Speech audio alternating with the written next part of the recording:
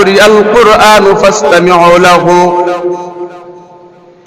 যখন তোমাদের কাছে কোরআন ও হাদিস, আল্লাহ এবং আল্লাহ রাসূলের কথা বলা হবে, দুনিয়ার মানুষেরা শোনো, আমি আল্লাহ তোমাদেরকে আদেশ করলাম তোমরা চুপ থাকবে। কার আদেশ? দ্বিতীয় কথা হচ্ছে তোমরা চুপ থাকার পরে তোমাদের করণীয় হলো ওই আল্লাহ পাকের কালামের কথাগুলি শ্রবণ করে শোনা। যদি তোমরা সফলতা চাও তাহলে এই দুইটা কাজ করতে হবে। আদেশ কার? এজন্য ভাইয়ের আমার, কোনো দুশ্মনী নয়, কোনো শত্রু নয়, আমি আপনাদের এখানে এই জন্য ঈমানকে বাঁচাবার জন্য কথাগুলি বলতেছি। মসজিদে গুনাহ কামাইবার জন্য আসি নাই, মসজিদে আসছি গুনাহ মাফ করার জন্য। ঠিক কিনা বলুন? মুসলমান ভাইরা, আমি সূরাতুল দুখানের 3 নম্বর আয়াত কারিমা তেলাওয়াত করেছি।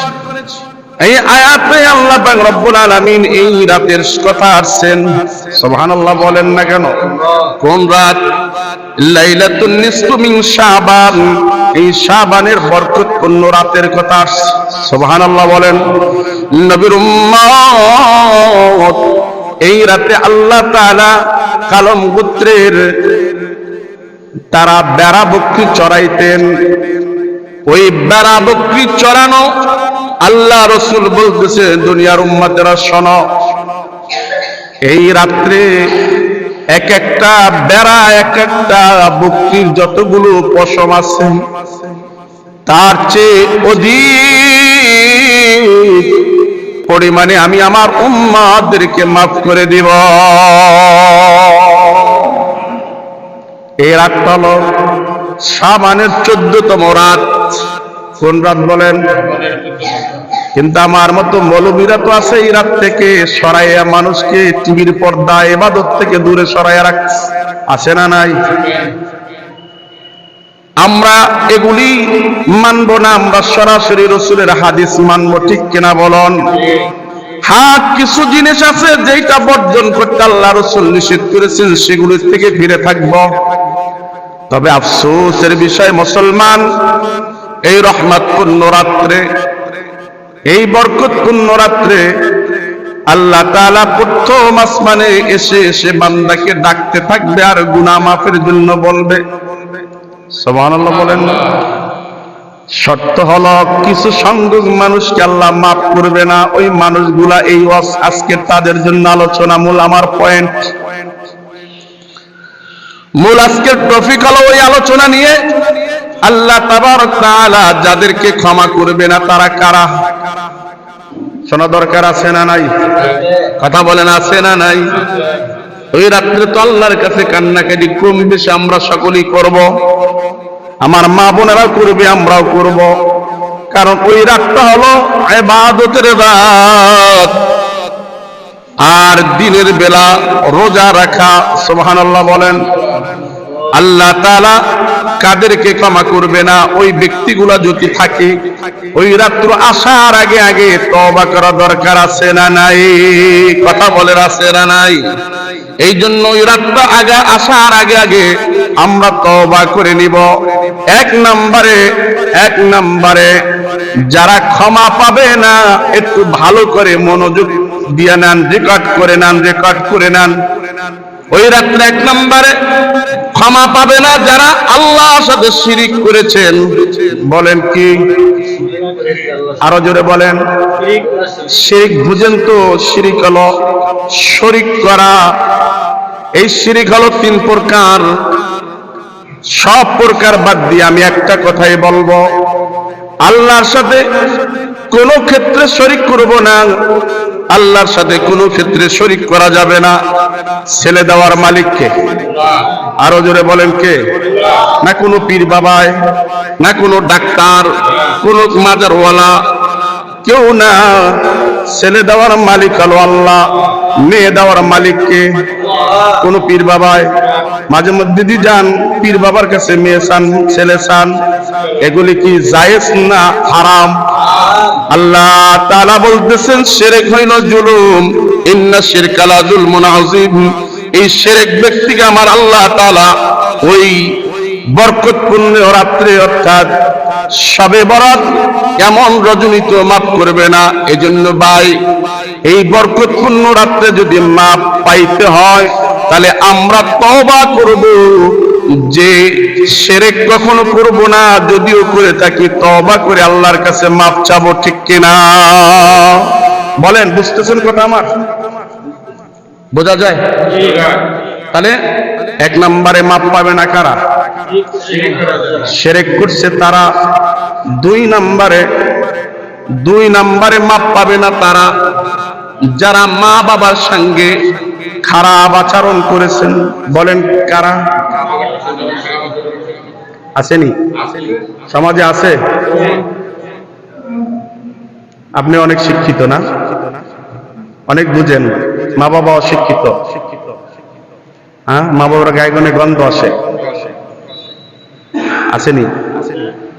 বুঝতেছেন কথা? এই রজনীতে আপনি যায় নামাজ বিছায়া চোখের পানি ফেলে ফেলে কান্না করতে করতে বুকটা বাসায় ফেলবেন। আমার আল্লাহ বলে আমি তাদেরকে ক্ষমা করব না যারা মা বাবার সাথে খারাপ আচরণ করে। এজন্য সাবধান। এই রহমতপূর্ণ রাত্রে যারা মাপ পাইতে চান তাদেরকে আমি বলবো যে কখনো মা বাবার সঙ্গে বেয়াদবি করবেন না। যদি মা বাবার সঙ্গে বেয়াদবি করেও থাকেন, আজকের গিয়ে ওই রাতটা আসার আগে আগে আল্লাহর কাছে কেঁদে কেঁদে বলবেন, আর মার পা দুইটা জড়াইয়া, বাবার পাও দুইটা জড়াইয়া বলবেন, বাবা মা তোমাদের সাথে অন্যায় করেছি, ও মা মাফ করে দাও। যদি তুমিও মাফ না করো আমার আল্লাহও মাফ করবে না। মা বাবার সম্পর্কে আল্লাহ কোরআনে আছে না নাই? এদিকে যাচ্ছি না, কথাগুলি খালি বলে যাচ্ছি, মনে রাখবেন। 3 নম্বরে যারা মাফ পাবে না তারা হলো অন্যের হক নষ্ট করছে, বোনের হক, ভাইয়ের হক। আসেনি? কথা বলেন, আছে না নাই? সবের আশায় মক্কা শরীফ মদিনা শরীফ যায়, এদিকে ভাইটা ঠগায়, বোনেরটা ঠগায়, আবার দান সদ্গার দিকে অনেক সুনাম। আরে সুনাম, মার হাবার আওয়াজ হুজুরেরাও কয়, জোরে কয়, জোরে কন। যে বেড়া রিক্সা চালাইছে সে দিছে 500 টাকা, আর যে বেড়া ওই বাইরে ঠগাইয়া কোটি কোটি টাকার মালিক হইছে সে দিছে 50,000 টাকা। 500 টাকার মার হাবা উঠে না, 50,000 টাকার মার হাবার আওয়াজে মসজিদ ফেটে যায়। আছে না নাই? বন্ধু হে আমার, এই রজনী পূর্ণ রাত আসছে ক্ষমা পাওয়ার জন্যই তো সবাই নিয়ত করেছেন যে অবশ্যই আল্লাহর কাছে কান্নাকাটি করব গুনাহের মাফের জন্য। কিন্তু এই রোগগুলো যদি কারো মাঝে থেকে থাকে, আমি এই জন্য আজকের এই কথাগুলি বলে দিচ্ছি, সামনে ওই রাতটা আসার আগে আগে আমি এর থেকে তওবা করে ফিরে আসতে হবে, ঠিক কিনা বলেন ভাইরা আমার? এরপরে হচ্ছেন যারা ভাগ্য গণনা করে, যাদেরকে আপনারা জ্যোতিষী মনে করেন, আপনার ভাগ্যে একদম কি আছে না আছে বলে দেখ, কি সিটার বাটফার। আর এই সিটার বাটফারের কাছে যায় আবার ওই সমস্ত লোকেরা, আরে বাবা কইয়া দেন কি হইবে আমার, তুই গাজীপুর যাওয়ার চৌরাস্তার আগেই তোর ঠাড়া পড়ে মরে যাবি। আরে কান্নাকাটি কি করতে হইবে, তোর মাজারে অমুক জায়গায় বড় একটা কাশি দিতে হইবে, তাইলে ভাড়া কাটবে না। আছে কিনা বলেন? কথাগুলি শর্ট করে বলে দিচ্ছি, সময় আজকে খুব কম, ছেড়ে দিব ঠিক টাইমে ইনশাআল্লাহ। মুসলমান ভাই আমার, এরপরে যারা এই ভাগ্য গণনা করে এবং তাদেরকে বিশ্বাস করে, উবাই হলো জাহান্নামী। উবাই যতক্ষণ পর্যন্ত এই বরকতপূর্ণ রজনীতে খাঁটি ভাবে তওবা না করে মাফ না, আমার আল্লাহ বলে তোর মতো বাটপারের দোয়া আমার দরবারে কবুল হবে না। কারণ কিছুক্ষণ পরেই তো আমি তাকদীরের উপর বিশ্বাস করলি না, অন্যের জায়গায় বিশ্বাস করলি। এই জন্য কোরআন কি বলে? ভাগ্যের লিখন লেখে কে বলেন? আরো জোরে বলেন কে? আল্লাহ। কবির ভাষা দিয়ে বুঝাইতে চায়, কোরআন পড়ো হাদিস পড়ো, কোরআন পড়ো হাদিস পড়ো। নয়নে যায় দেখা, দুই নয়নে যায় না দেখা, এই কপালের লেখা। খায়রিহি ওয়া শাররিহি মিনাল্লাহি তাআলা। আল্লাহু আকবার বলেন। এই কপালে কি হবে না হবে দুনিয়ার কোন মানুষ এগুলা জানে? জানে কে? কাকে ধনী বানাবে, কাকে ফকির বানাবে, কে অসুস্থ থাকবে, কে অসুস্থ থাকবে না, একমাত্র এগুলা জানে ওয়ালা কে? আলিমুল গায়বি ওয়াশ শাহাদা। একমাত্র জানে ওয়ালা হচ্ছেন আল্লাহ সুবহানাল্লাহ। ভাইরা আমার, যারা এই রাত্রে ক্ষমা পাবেন না, তাদের মধ্য থেকে যারা জুয়া খেলে, জুয়া আছে না নাই? সমাজের রাস্তার কিনারে কিনারে এখন জুয়া চলছে। ইন্ডিয়া খেলা চলে, বাংলাদেশের যুবকেরা পাল পারে, কে ছক্কা মারবে কে ছক্কা মারবে না, এই নিয়ে আবার বাজি বাঁধে। আসেনি? কথা কন না, আসেনি? আজকের অমুকে দেখবি এই বলি ছক্কা নিবে, যদি না পারে 500 টাকা। কত বড় বোকার বোকা! তোমার টাকা যদি এতই হইয়া থাকে, মসজিদ মাদ্রাসায় দান করো, ভবিষ্যতে লাভ হবে, ঠিক কিনা? জুয়ার আসরে বৈশা বৈশা, এরপরে জুয়ার আসর আর একটা আছে। কিছু কিছু বুড়াদেরকেও দেখি মোনাজাত লইয়া বসে, হাতের মধ্যে কি যেন লয়, ওটার নাম কি? তাস বা তসবিহ। দেখছেন নি? চিপা চাপার মধ্যে তাস লইয়া বসে, জুয়া। আল্লাহ ওদেরকে হেদায়েত দান করুক। ভাই কথা রাগ করেন আর ভালোবাসেন, সেটা আমার দেখার বিষয় না, এগুলো আসলে বাস্তব রূপ। এই জন্য আপনাদেরকে বলে যাই, এ বেরুয়ার মুসলমানেরা, যদি এই অভ্যাস কারো দিলের ভিতরে থাকে, এই বরকতপূর্ণ রজনী তো মাপ পাবেন না। এমনকি বাইতুল্লাহর গিলাফ ধরে ধরে লাব্বাইক লা শারিকা লাব্বাইক বললো মাপ পাওয়া যাবে না। তাহলে জুয়া গেল। আসেন এবার মদ, হিরোইন, গাঞ্জা, এরপর আরেকটা নাম দিছে বাবা। কি নাম দিছে বলেন? বাবা রে খাইয়া লাই। কয়দিন পর জানি মায়েরও খাইয়া ফেলায়, জানি না।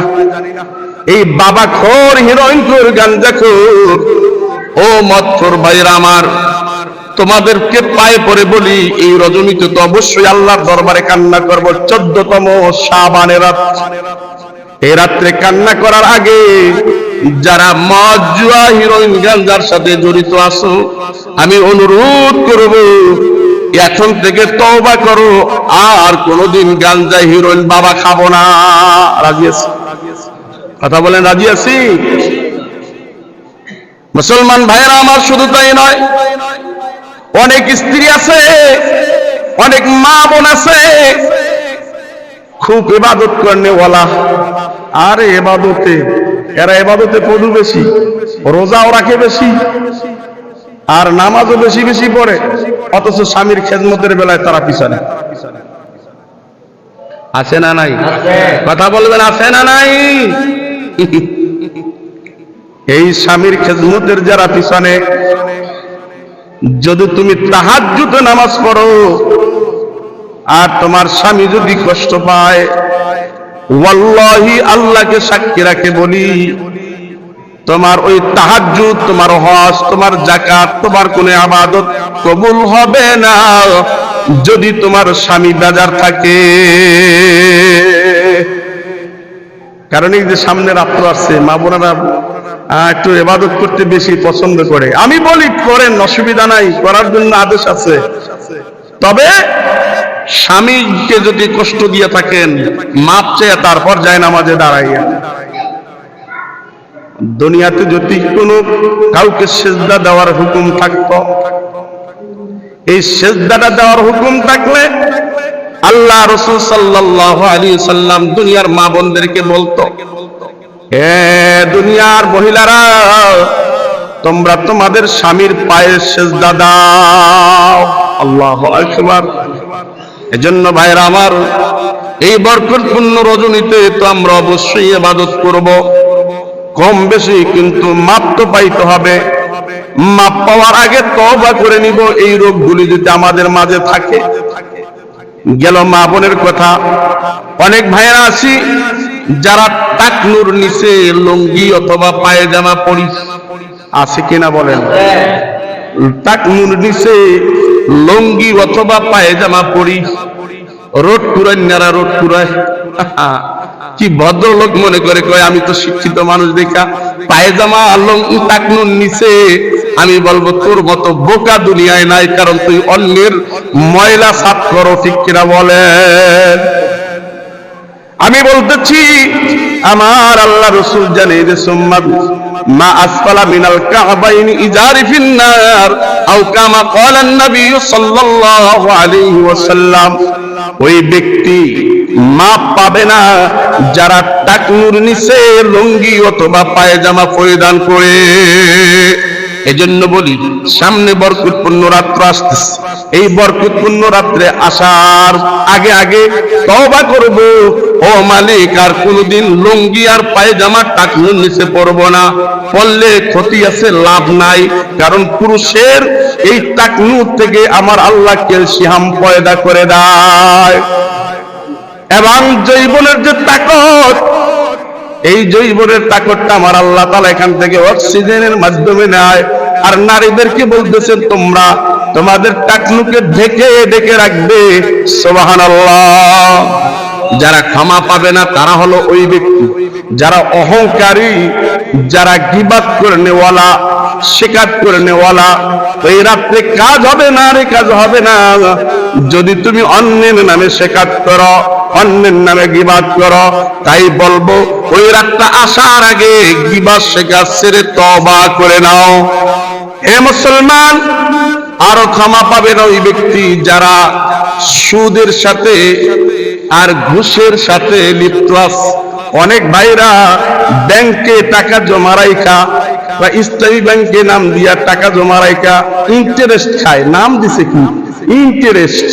তুমি ইন্টারেস্ট আর ফিন্টারেস্ট যাই কিছু বলো না কেন, ওই টাকা তোমার জন্য হালাল না, ওটা হারাম। এই টাকা দিয়া যদি তুমি তোমার ইবাদত শত করো আর বাইতুল্লাহ যাও, মুসলমান যাই না রাখো, যাই না রাখো, আমার আল্লাহ রাব্বুল আলামিন তোমার সিজদা কবুল করবে না। কি বুঝলেন? শেষ এখানে আজকের ওয়াজ। আর গেলাম না। ওই রাত্র সামনে আসতেছে না নাই? এই মাসের মনে হয় 3 তারিখে না, আগামী মাসের 3 তারিখে না, 3 তারিখ রাত্রে আমার আল্লাহ প্রথম আসমানে এসে দেখেন কি বলতেছে রাসূল। সুবহানাল্লাহ বলেন। ইদা কানাত লাইলাতুন নিসফি মিন শাবান তাকুমু লাইলাহা ওয়া সুমু নাহারাহা।